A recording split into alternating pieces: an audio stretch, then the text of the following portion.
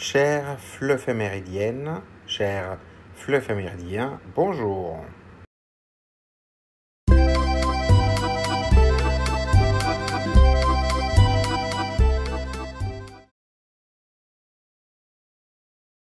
Instituée par l'UNESCO, cette journée rappelle que l'accès à l'information est un droit fondamental, indispensable à la démocratie, au développement et à la liberté d'expression. Elle met en avant le rôle de la transparence et la nécessité de garantir à chacun des informations fiables et accessibles. Voie F, destination sentier tracé. Attention au départ.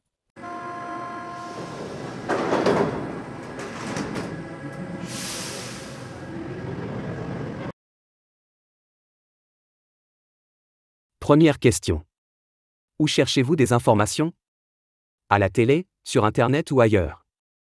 Faites-vous confiance à ces informations ? Cette question invite à parler des sources d'information les plus connues. Les apprenants peuvent mentionner la télévision, la radio, les journaux, Internet ou les réseaux sociaux, puis expliquer s'ils estiment que ces sources sont fiables, utiles au quotidien, ou au contraire parfois trompeuses et à vérifier.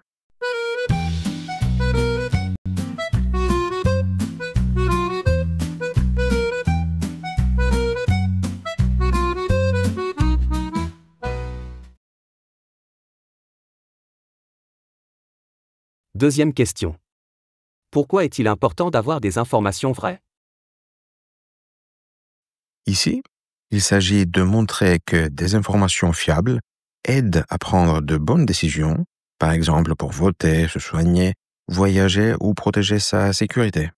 Les apprenants peuvent souligner qu'avec de mauvaises informations, on risque d'avoir peur pour rien, d'être trompé, de gaspiller du temps ou de commettre des erreurs qui ont des conséquences dans la vie quotidienne.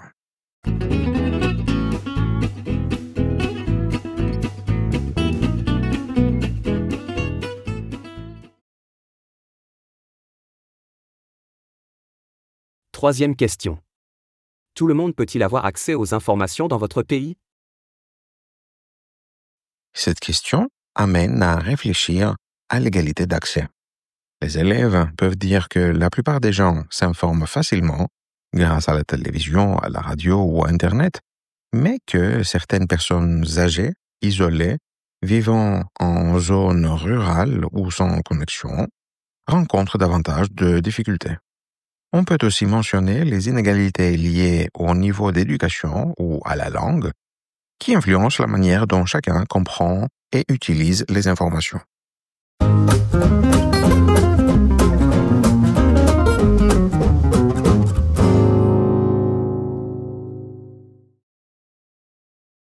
Voie L, destination terrain conquis. Attention au départ.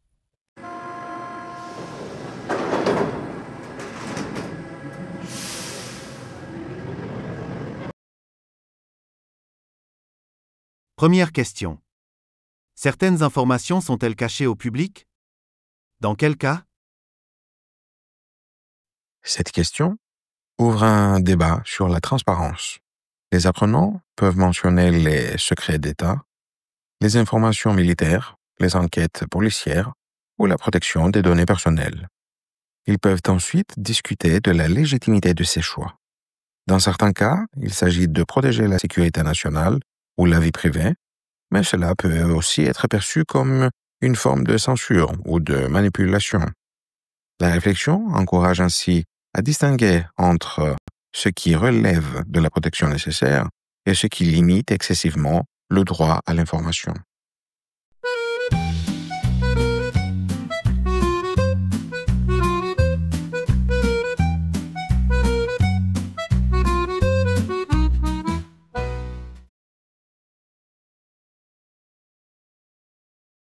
Deuxième question. À votre avis, l'accès à l'information est-il le même dans tous les pays ? La réponse permet d'aborder les différences entre démocratie et régimes autoritaires.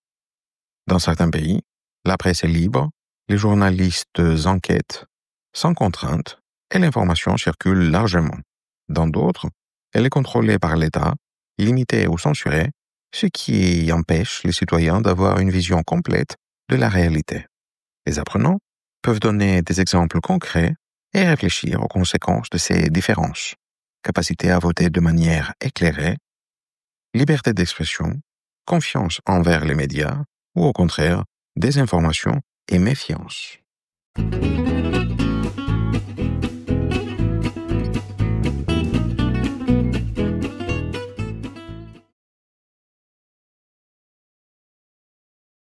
Troisième question.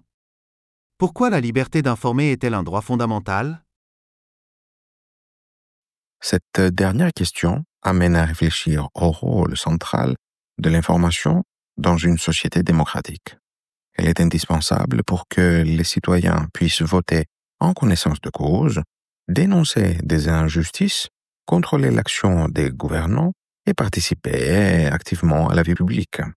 Les élèves peuvent conclure que sans liberté d'informer, il ne peut pas y avoir de véritable démocratie, car les décisions se prendraient sans transparence ni responsabilité.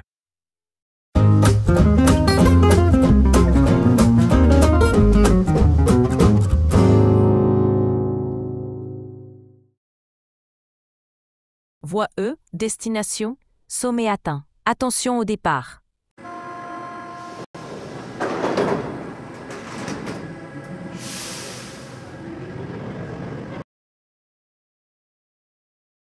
Première question. L'ère numérique garantit-elle une meilleure circulation de l'information ou favorise-t-elle la désinformation? La question invite à une réflexion nuancée. Internet et les réseaux sociaux permettent une diffusion rapide et mondiale de l'information, mais ils facilitent aussi la propagation des rumeurs, des fausses nouvelles et des manipulations. Une réponse développée peut montrer que le numérique est à la fois un outil de démocratisation et une menace pour la fiabilité, et que la solution passe par l'éducation aux médias et l'esprit critique.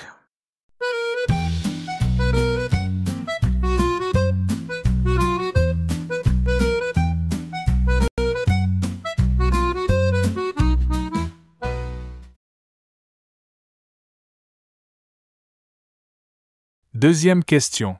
Quel rôle les gouvernements et les grandes entreprises jouent-ils dans le contrôle ou la diffusion de l'information? Ici, les apprenants peuvent analyser des responsabilités multiples. Les gouvernements fixent des lois qui peuvent protéger la liberté d'expression, soutenir une presse indépendante ou au contraire, imposer une censure et limiter l'accès à certaines données. Les grandes entreprises technologiques, quant à elles, gèrent les plateformes numériques et contrôlent les algorithmes qui décident de ce que les utilisateurs voient ou non. La réflexion peut donc montrer que l'information circule aujourd'hui à travers des acteurs puissants et que leurs choix influencent directement la manière dont s'informent les citoyens.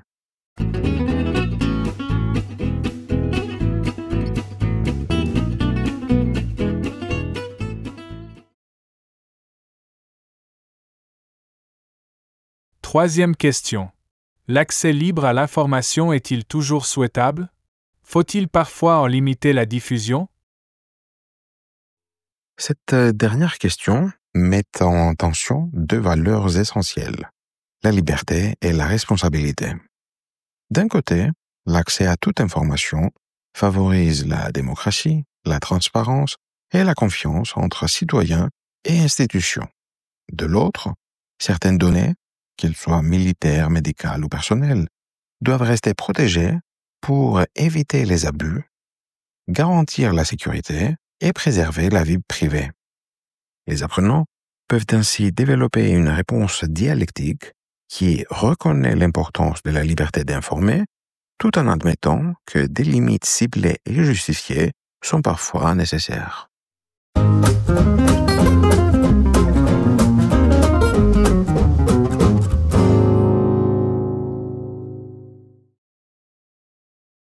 Prochain arrêt. Frère Jacques, frère Jacques, frère Jacques, frère Jacques, dormez-vous, dormez-vous. Sonnez les matines, sonner les matines. Ding ding dong, ding ding dong. Merci d'avoir regardé cette vidéo. Si elle vous a plu, mettez un pouce bleu et abonnez-vous pour ne rien manquer. N'hésitez pas à la partager si vous la trouvez utile et à laisser un commentaire pour donner votre avis.